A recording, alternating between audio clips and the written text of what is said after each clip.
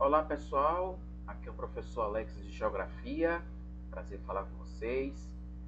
Essa aula vai para as turmas 101 e 100, e o conteúdo está um pouco parado, então devido a isso a gente vai continuar conforme eu havia anunciado acerca da onde a gente parou na aula presencial, tanto para as turmas 101 e 100.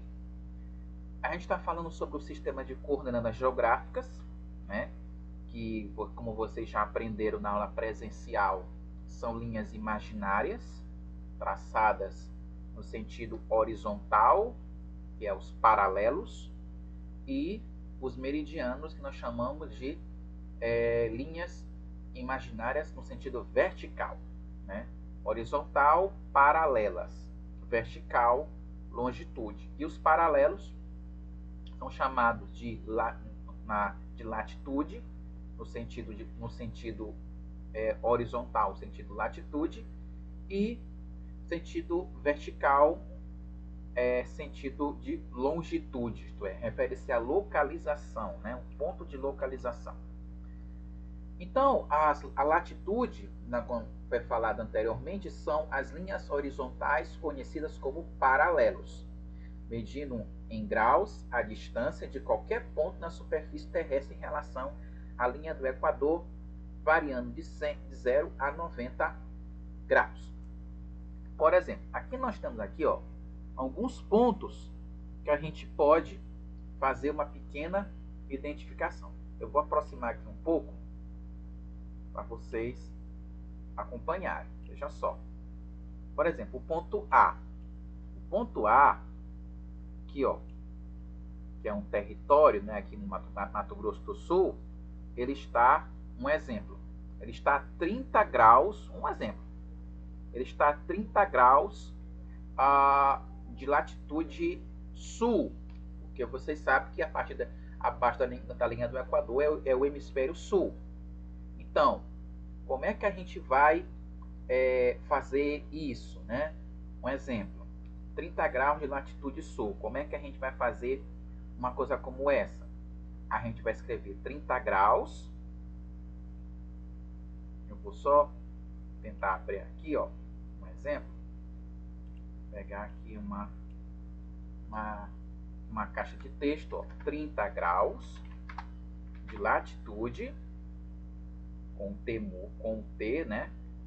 O T minúsculo, só que esse T é para baixo, tá?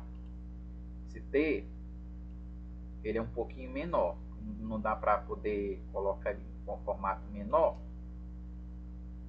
Deixa eu ver se eu posso colocar aqui em menor. Não tem problema. Na sala de aula eu vou explicar para vocês melhor, para quem não tiver com dúvida sobre isso aqui. 30 graus de latitude sul, certo? Latitude sul. Ou também a gente pode também fazer assim. Deixa eu melhorar isso aqui. Abrir aqui o Word para vocês. Aqui, aqui. Ponto A, né? Ponto A. Vou só aumentar essa letra. Real 22. Deixa eu cortar isso aqui.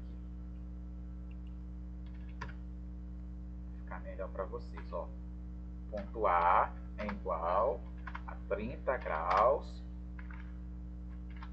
de latitude.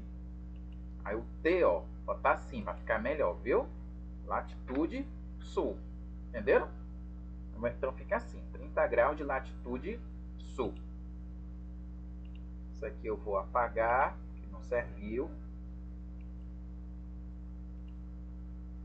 Bora voltar lá para o mapa. Latitude.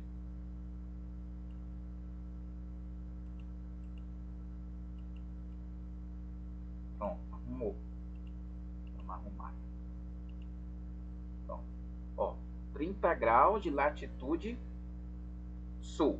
Então é assim que a gente escreve no nosso caderno, tá? O ponto A está a 30 graus de latitude sul. Opa! O ponto B. O ponto B lá na Rússia.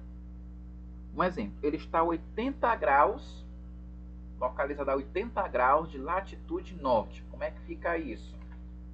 B igual 80 graus de latitude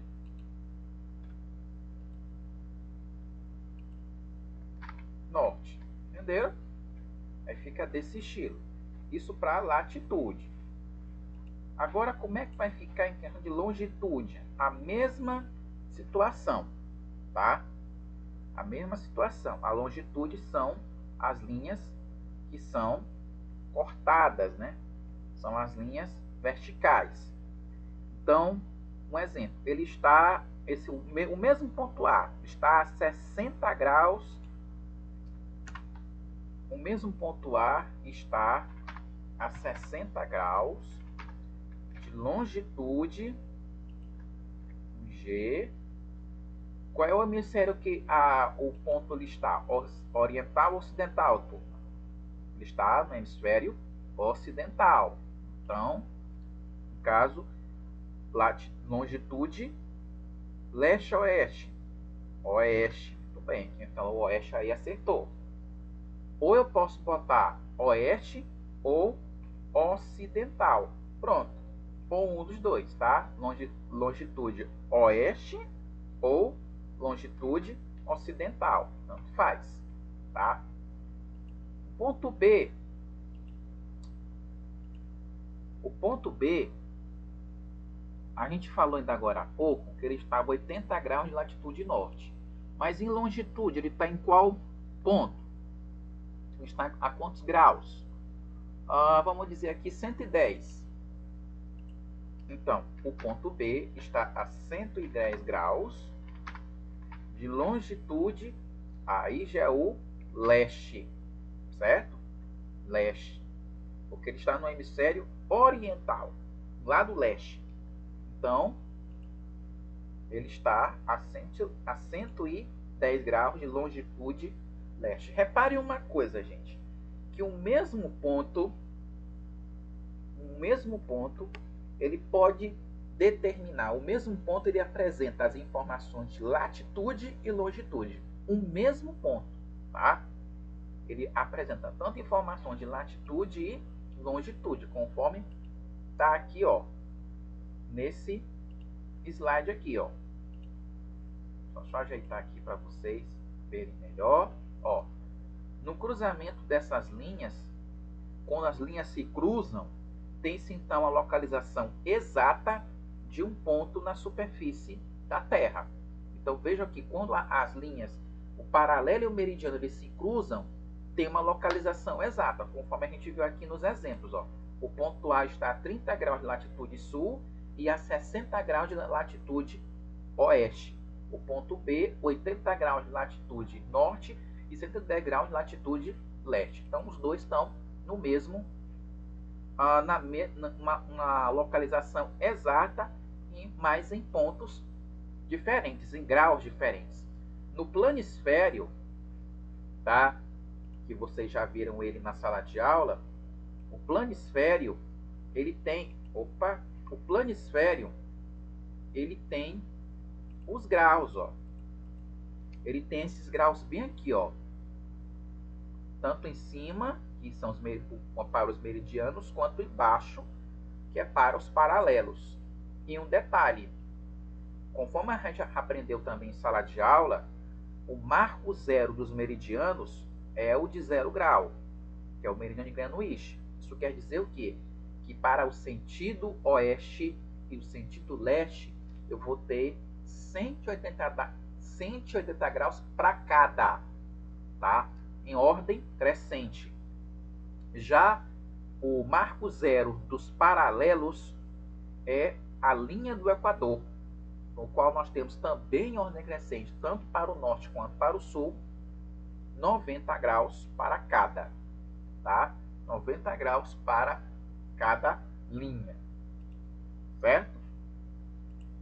E essas questões de paralelos e meridianos foi fundamental para entendermos a questão dos fusos horários, tá? Quando está falando do fuso horário, a gente está falando da hora, do horário de cada região, tá? O fuso horário determina o horário de cada região.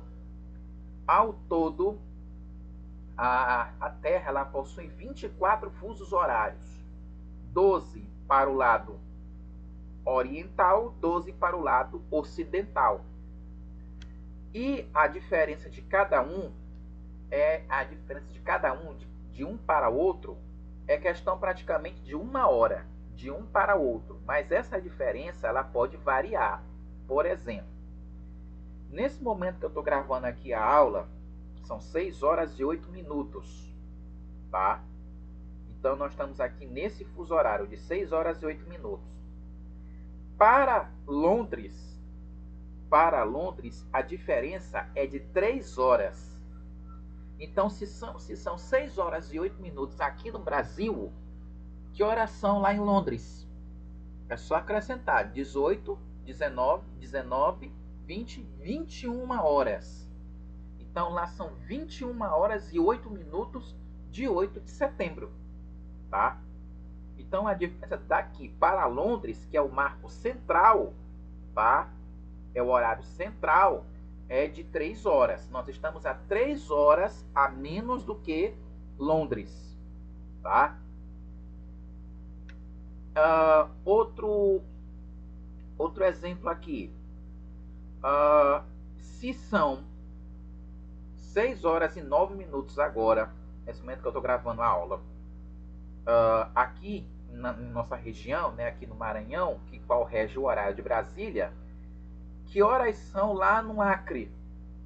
Ora, se nós somos 3 horas a menos que Londres, para o Acre, nós somos 2 horas a mais do que eles. Sabe por quê? Porque o Brasil, vocês vão ver no slide, nesse slide, no outro slide, que eu vou mostrar aqui para vocês, o Brasil tem 3 fusos horários, tá? O Brasil tem 3 fusos horários. Então, isso significa dizer que lá na região do Acre, lá no Acre, se nesse momento são 6 horas e 10 minutos, lá no Acre são que horas? É só diminuir 2 fusos horários. 18 menos 2 é quanto? 16. Então lá são 16 horas e 10 minutos lá no Acre. O Acre está a 2 horas a menos que a nossa região, do que o Maranhão. Entenderam? Então, isso vai de fuso horário de região para região, no qual o globo ele é dividido em cada fuso horário, né? Os seus diferenciais. Então, o fuso horário ele padroniza a contagem da hora em todos os países. É composto de 24 faixas, que é igual a 24 fusos, que é igual a 24 horas. E uma coisa importante da gente entender também nessa seara dos fusos horários, é a linha internacional da data que vocês estão vendo aí aqui na ilustração, né? A Terra ela faz um movimento de rotação que, ao mesmo tempo, esse movimento faz com que os horários mudem conforme a volta que a Terra dá em torno de si mesma. E, ao mesmo tempo, os horários também mudam. E um dos fatores que, além do fuso horário, que faz a mudança do horário, né, a mudança da hora, é a linha internacional de data, na qual ela configura a questão do dia em uma determinada localidade. Por exemplo, nesse momento, hoje é segunda-feira, tá? Ainda é segunda-feira. Segunda-feira, 8 de setembro. Que dia que é lá no Japão? Terça. lá já é terça-feira, lá já é 9 de setembro. Lá daqui a pouco já vai amanhecer, enquanto aqui no Brasil vai anoitecer. Então, qual é o fator que determina isso, que justifica isso? É a presença da linha internacional de data, na qual ela é dividida, tá? Eu vou voltar aqui no slide, ó. Essa linha preta bem aqui, ó, é a linha internacional de data. Ela divide o globo, tá? Ela divide o globo. É como se fossem duas fatias, melhor dizendo, né? Ela divide o globo em uma região tem um dia e a outra região tem um dia e outro dia, é o dia seguinte dela. Não é o dia anterior, mas sim o dia seguinte. Então, o que vai fazer essa alteração, né? Que faz essa alteração é a linha internacional de data. E conforme eu mostrei para vocês, ó, o Brasil ele tem 3 fusos horários, tá? E a diferença de um fuso horário para outro é -1, tá? -1. Como eu disse para vocês, se aqui é 3 horas da tarde, aqui, no qual essa região no qual engloba o território maranhense, se aqui são 3 horas, aqui no Acre, no Amazonas, Mato Grosso do Sul, Roraima e o Roraima. Se aqui é 3 horas, aqui é 2 horas e no Acre 1 hora, né? No caso, o Acre está a 2 fusos horários do horário de Brasília, tá? Então, é uma coisa importante para vocês entenderem, né? Já vocês podem perceber aqui esses territórios aqui, né, que ainda fazem parte do espaço aéreo brasileiro, eles estão a 2 horas a mais, né, do que o horário de Brasília. Por isso que aqui tem esses pontinhos verdes, no qual estão vinculados a -2 horas, né? Então, no caso, se aqui no caso é 3 horas, lá aqui já é 4 horas, já é uma hora a mais do que o horário de Brasília. Muito bem. E a partir dessas ideias dos fusos horários, paralelos e meridianos, etc., foram fundamentais para, ao longo do tempo, né, serem constituídos os mapas, né? Os mapas, eles foram elaborados a partir dessas ideias, dos paralelos meridianos, né, dos fusos horários, etc. E a melhor forma de retratar a Terra, né, é através de um mapa mundi, né? E um dos primeiros mapas mundi foi confeccionado por Ptolomeu, né, conforme vocês estão vendo aí na ilustração. Ptolomeu ele imaginou a estrutura da Terra de acordo com a sua imaginação e desenhou, né, a Terra em uma folha de papel, né, no qual ele retratou as regiões na qual ele imaginou, ele na sua visão ele concebia, né? E ao mesmo tempo, o mapa mundi que foi elaborado pelo Ptolomeu é uma das mais importantes representações da estrutura terrestre, pois marca o estabelecimento dos primeiros cálculos e regras para uma representação esférica do planeta. Então percebam que os mapas eles têm essa importância, né, que por meio de cálculos matemáticos foi possível a sua elaboração. E outro estudioso que elaborou mapas, né, foi Strabão, ou Estrabão. Estrabão, ele pensou, né, na sua concepção, de que os continentes eles tivessem contornos territoriais, essas sinuetas que vocês estão vendo aqui, esses contornos, né, que sobe aqui, depois que desce aqui, etc. Então, devido a essa ideia, né, Strabão foi um dos percussores, juntamente com Ptolomeu, na elaboração de mapas, né, no qual vocês estão observando aí a concepção de Strabão em relação ao globo terrestre. Um detalhe Na época de Estrabão e de Ptolomeu, eles só pensavam, né, só imaginavam que apenas existia o continente europeu, o continente asiático, né, e parte do continente africano, conforme vocês estão vendo aqui, né, incluindo também a Península Arábica. E com a inovação, né, da tecnologia, do avanço tecnológico, com a invenção da bússola, como a gente viu na aula presencial, também com o surgimento das grandes navegações, a concepção de mapas foi evoluída com o passar dos anos. E isso possibilitou a criação de estudiosos da área de elaboração dos mapas, os chamados cartógrafos, né?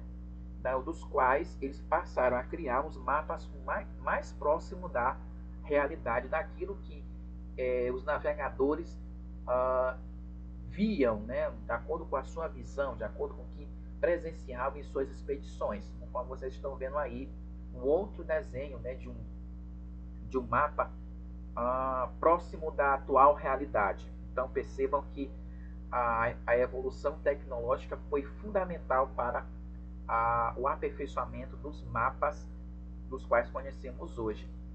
E a ciência na qual elabora o mapa, né, os mapas atuais, é chamado de cartografia, né, que se refere ao conjunto de conhecimentos científicos aplicados na confecção de mapas. E, ao mesmo tempo, esses mapas é a representação espacial dos elementos presentes na paisagem de determinada área do nosso planeta, né, no qual é ali representado aquilo que a gente vê em uma folha de papel, né, os principais pontos, os principais componentes, os principais itens que a gente percebe em uma localidade. Tudo isso é representado por meio de mapas, feito em uma superfície plana em tamanho reduzido, que esse tamanho reduzido ele tem um nome chamado escala, que vocês vão aprender em uma das aulas que já foi disponibilizada para vocês, do ponto de vista vertical e com linguagem própria, né? Essa linguagem própria é a própria cartografia, né? A linguagem cartográfica. E para que o mapa ele seja bem visível, é necessário ter um plano de paisagem adequado, no qual estabelece as áreas próximas ao observador, as intermediárias e as mais distantes. O observador ele analisa os locais, os lugarejos, e observa aqueles que estão próximos, aqueles que estão um pouco distantes e aqueles que estão mais distantes, para poder pegar o máximo possível daquela visão, daquela paisagem, descrever isso no seu mapa. E, ao mesmo tempo, permite perceber a profundidade, facilitando a análise da paisagem representada. Então é importante fazer esse cuidado, né? Essa observação muito importante sobre o plano de paisagem no momento de for elaborar um mapa. E alguns detalhes são interessantes da gente entender sobre a questão da elaboração do mapa. É importante a gente saber sobre as paisagens que tiverem de forma horizontal, ou melhor dizendo, a observação horizontal, no qual a gente vê uma paisagem bem na nossa frente, né, um lugarejo, uma casa, um edifício, e que a gente possa ver que essa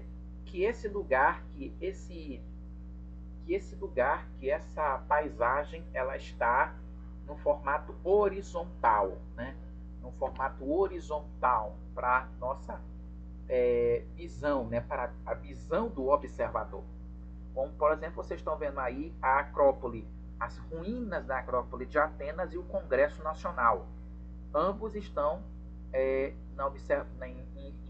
construídos de forma horizontal, né? Uma forma reta, né? Retilínea.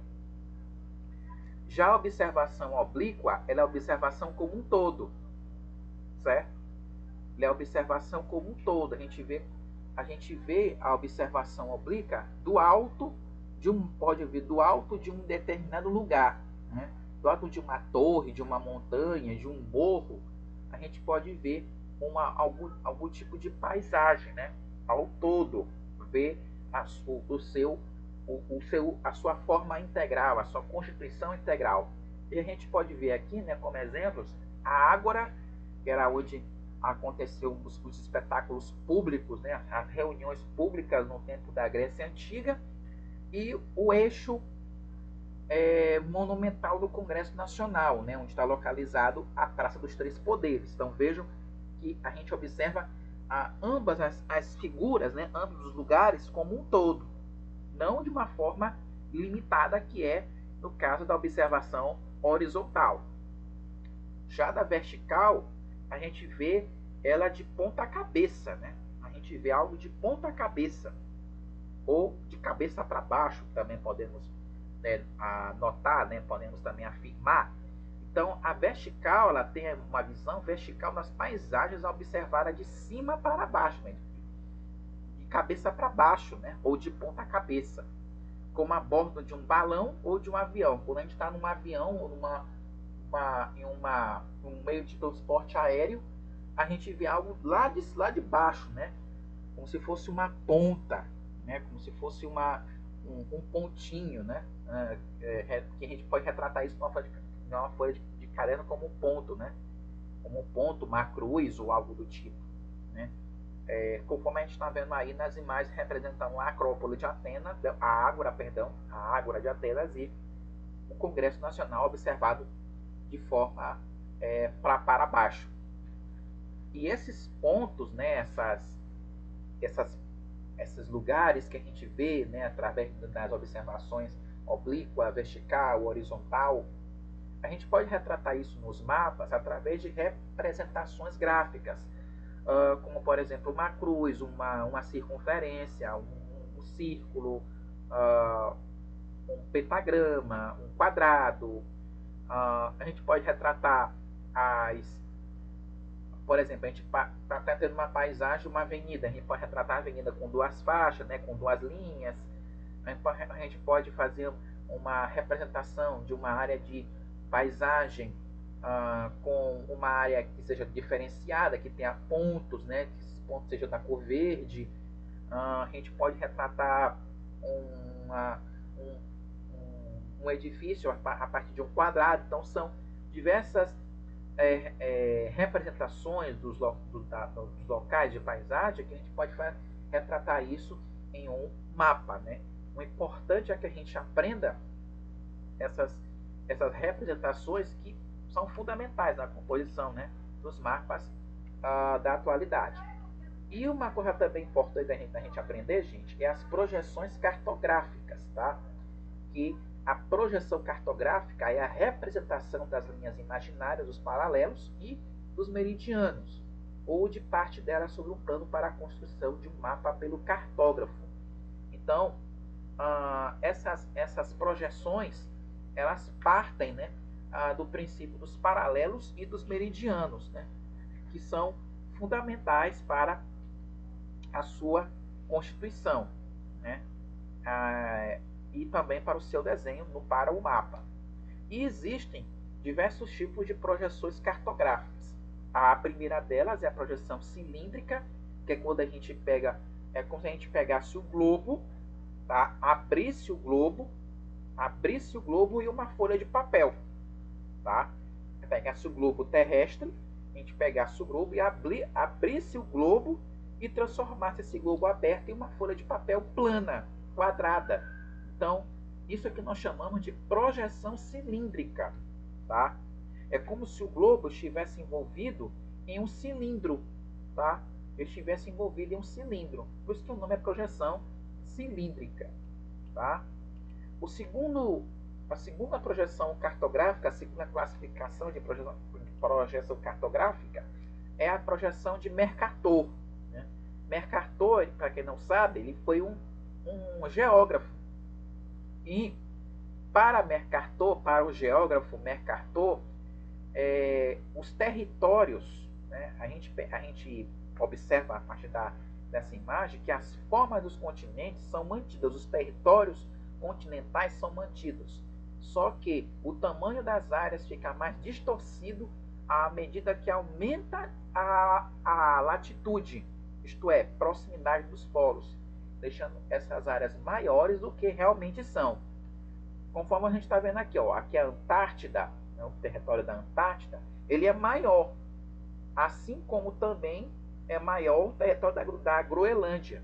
Entretanto, todavia, os dois territórios, os dois continentes, né, no caso aqui, a Groenlândia é uma ilha que é ligada ao reino da Dinamarca, mas ambos são menores que o território brasileiro. Então essa foi a ideia, né, foi o paradigma de Mercator para poder elaborar o seu mapa, né? A forma, né, a constituição, o desenho, o layout é o mesmo, só que quando chega-se próximo, vai aumentando a latitude, o tamanho do território é maior, né? Fica maior. E quando chega a latitude é menor, o tamanho fica reduzido. Então essa é a ideia de Mercator. Já o terceiro tipo de projeção cartográfica é a projeção de Peters. Peters também foi um geógrafo importante. Ele utilizou a forma cilíndrica como base, mas essa forma cilíndrica, esse planisfério, né? Ele fez um planisfério a partir da forma cilíndrica, mas num tamanho meio achatado, conforme a gente está percebendo aí, né? Os continentes, os 5 continentes do planeta sendo achatados, né? A gente percebe que eles estão um pouquinho achatados, né? Um pouquinho pressionados um no outro, né? Então a projeção cilíndrica equivalente de Peters apresenta o contorno dos continentes de maneira alongada nos sentidos norte e sul, conforme vocês estão vendo aí, ó. Meio que esticada, né? Esticado no sentido norte e sul e achatado no sentido leste-oeste, né? Conforme vocês estão vendo aí na ilustração. Deixando as terras da parte central do mapa em posição de destaque, no caso, o território brasileiro, o africano também, né? Esse alongamento é proposital para que ocorra o achatamento das áreas localizadas, como eu falei, em maiores latitudes, né? Então a gente observa aí, né, que, por exemplo, a Antártida e a Groenlândia, eles estão muito achatados, né? Então, esticado no sentido norte e sul, mas achatado no sentido leste-oeste. Então, essa é a projeção de Peters.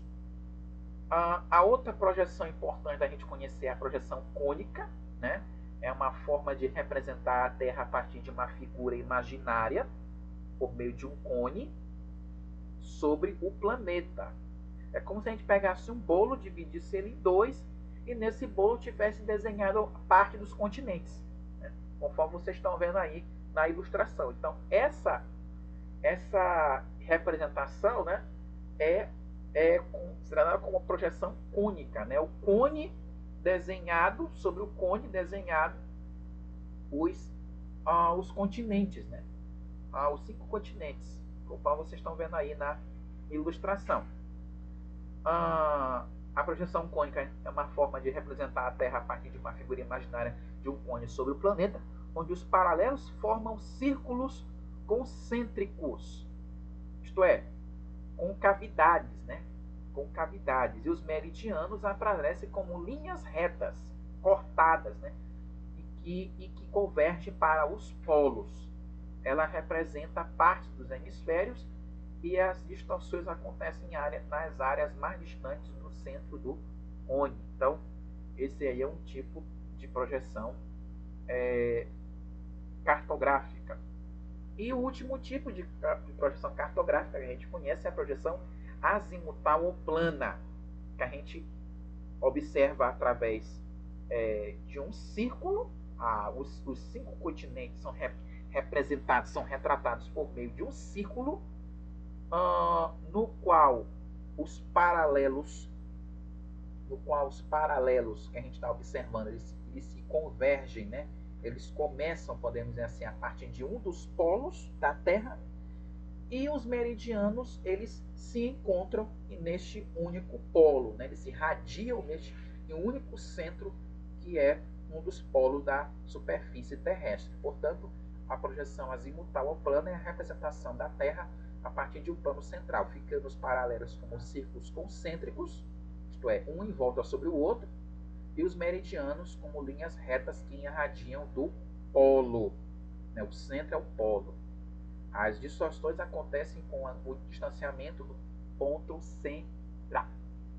Bom, essa é a primeira parte da aula, tá? Espero que vocês tenham gostado, vocês tenham aprendido. Realizem a atividade online, que eu já disponibilizei para vocês o link no grupo do WhatsApp das turmas, 101 e 100. E qualquer coisa eu estou à disposição para dúvidas e esclarecimentos. É isso, a gente se encontra no vídeo da aula número 2.